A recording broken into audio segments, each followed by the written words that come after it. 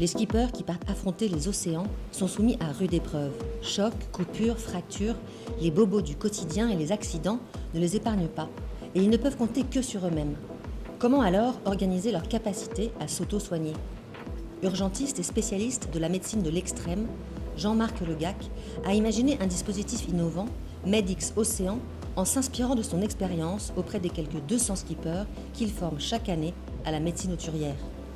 Démonstration au pôle Medixport de la clinique du Terre, porteuse du projet. Ce dispositif consiste en plusieurs étapes. Une consultation d'aptitude accompagnée d'une ordonnance pour aller acheter des médicaments.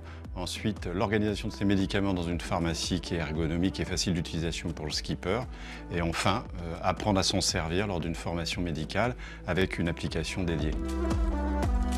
Alors, la consultation médicale, elle sert d'abord à voir si le marin est apte à faire la course au large. Donc ça consiste en un examen médical et puis l'obtention d'un certificat médical d'aptitude. Aussi dépister ou discuter avec lui pour savoir s'il a des maladies particulières, de façon à lui faire une ordonnance pour sa pharmacie qui est réglementaire, mais y ajouter les produits dont il peut avoir vraiment besoin. La préparation de la pharmacie elle est importante parce que les marins ils sont loin des côtes et donc ils vont devoir à un moment se substituer à un docteur et ils ne sont pas docteurs. Donc connaître les médicaments, trouver facilement, pas se tromper entre une crème qui sert pour les yeux et une crème qui sert pour la peau alors qu'elles ont peut-être le même nom. Cette pharmacie est différente des autres parce que c'est une pharmacie qui est adaptée à l'extrême et surtout facile à glisser dans un sac étanche. On peut la sortir, la déplier, ce qui fait qu'elle tient dans un espace restreint. On repère facilement les différents médicaments puisqu'ils sont bien répartis avec surtout accès directement à l'urgence parce que en période de stress, le skipper, il n'a pas besoin de réfléchir, il va tomber directement sur l'essentiel. Elle a aussi la particularité d'être un petit peu couteau suisse, c'est-à-dire qu'on peut transformer, on peut enlever, on peut adapter. Et enfin, elle est un peu éprouvée puisqu'elle sort un peu de l'expérience des médecins urgentistes et des sapeurs-pompiers.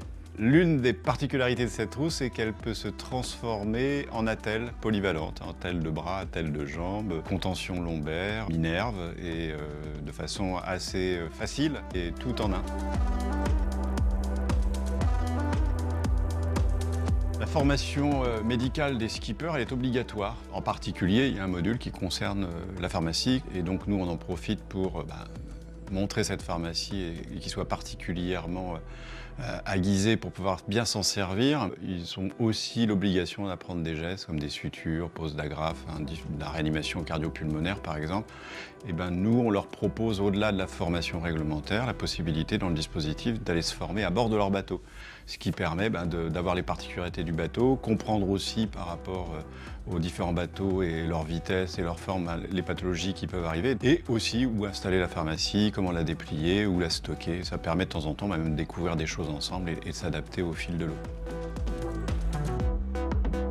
L'application qui est proposée aux skippers permet déjà de gérer tous les médicaments qui sont dans le sac.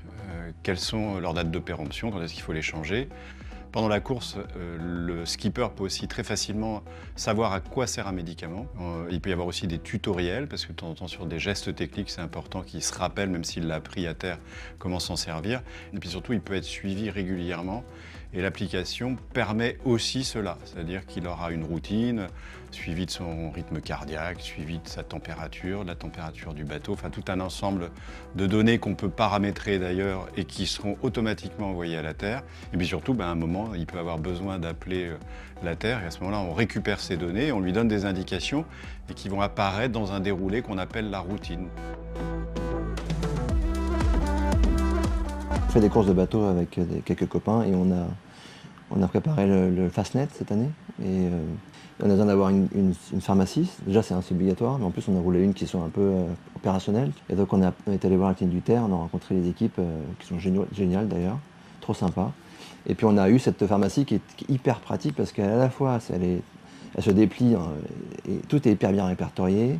Et il y a l'essentiel, je pense. Et du coup, la pharmacie, elle tient dans une petite boîte comme ça.